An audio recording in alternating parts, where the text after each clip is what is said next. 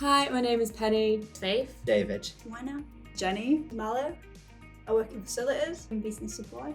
Software delivery. Science. Product. I work in business support as part of the events planning team. Diversity. And inclusion.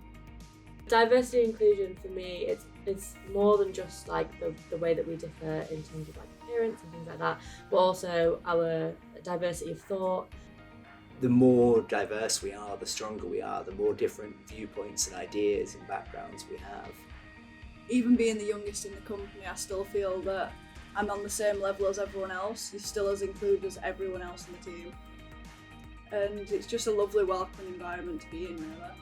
I think it's encouraging because you see obviously everyone who's like different from you and they are like welcomed with a different culture, so it allows you to be in that space and be open about your culture and where you're from and things like that. We are so different when it comes to being in different departments and having different backgrounds. You are always welcome to bring your uniqueness to the table, to contribute in your own way, and you are respected for that as well.